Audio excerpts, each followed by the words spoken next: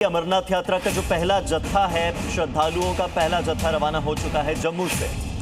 Baltal Pahalgam camp से ये जत्था निकला।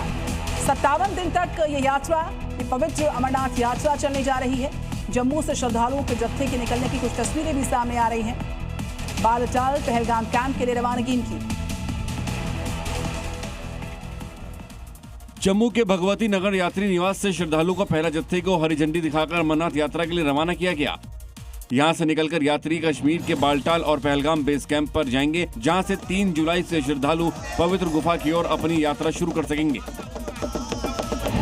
श्रद्धालुओं के लिए पूरे यात्रा मार्ग पर आवास, भोजन, चिकित्सा, एम्बुलेंस, पेयजल और हेल्प डेस्क की व्यवस्था की गई है। जबकि सुरक्षा के लिए सेना, central armed force, Jammu Kashmir police और अन्य सुरक्षा एजेंसियों की तैनाती के साथ ही संवेदनशील इलाकों में कड़ी निगरानी रखी जा रही है।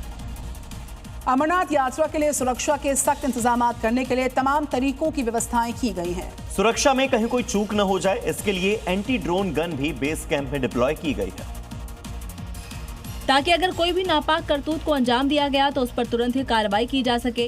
ये डिप्लॉयमेंट यात्रा निवास बेस कैंप पर है। अगर ड्रोन के जरिए आतंकी साजिश की कोशिश भी की गई तो सुरक्षा बल ऐसी साजिश का मुंहतोड़ जवाब देने को तैयार है।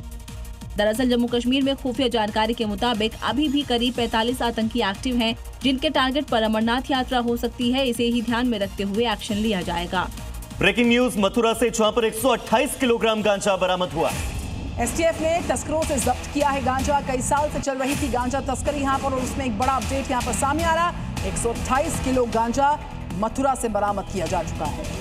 तो लाखों करोड़ों की कीमत का ये गांजा यहां से मथुरा से बरामद हुआ है। फिलहाल कई सालों से गांजा तस्करी कर रहे लोगों को पुलिस ने अरेस्ट कर लिया है, उनसे पूछताछ की जा रही है और इसकी सप्लाई कहां पर होनी थी, इनका नेटवर्क कहां तक फैला था, ये भी फिलहाल जांच का विषय है।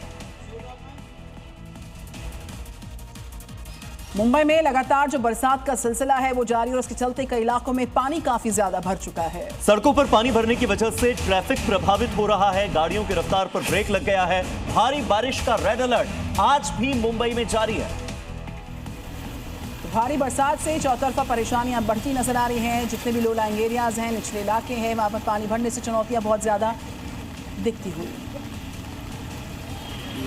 मुंबई में भारी बारिश का रेड अलर्ट जारी कर दिया गया है, जबकि ठाणे, वसई, विरार और कल्याण में भारी बारिश की वजह से हालात खराब हैं। सड़कों से लेकर सोसाइटीज तक में पानी भर गया है। ठाणे में भारी बारिश की वजह से कई इलाके डूब चुके हैं। बारिश का पानी सड़कों पर सैलाब बनकर बह रहा है, जबकि कल्याण ईस्ट के इलाके में सड़कों से लेकर सोसाइटीज के ग्राउंड फ्लोर में पूरा पानी भरा हुआ है। वसई विरार में भी भारी बारिश की वजह से तबाही मची है। सड़कों पर सैलाब आने से बगरालपाड़ा इलाके में 2 गाड़ियां नाले में बह गईं, जबकि नाले जाम होने की वजह से ज्यादा जल जमाव का खतरा बन चुका है।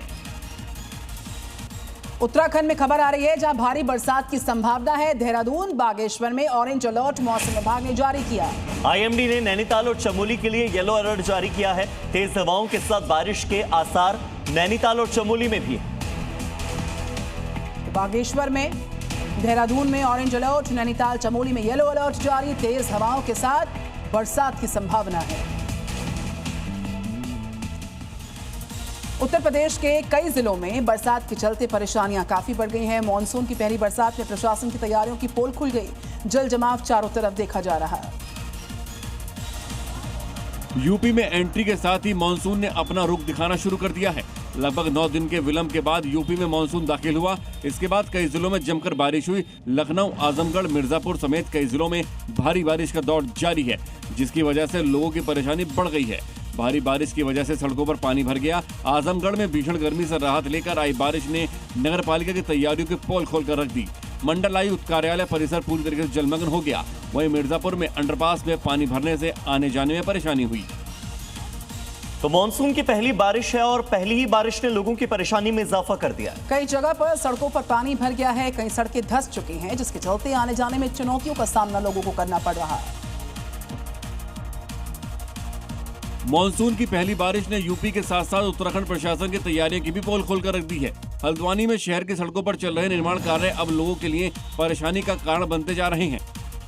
प्रशासन ने सीवर और पेयजल लाइन बिछाने के लिए सड़क को खोद दिया। अब यही सड़क कीचड़ और दलदल में बदल गई है, जिसमें एक बाइक फंस गई।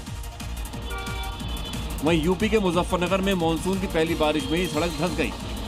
सड़क पर 5 से 6 फीट गहरा गड्ढा बन गया। पुरानी सीवर पाइपलाइन लीकेज से सड़क धंसने की आशंका है। घटना के बाद जिला प्रशासन ने सड़क को ब्लॉक कर मरम्मत कार्य शुरू कर दिया है।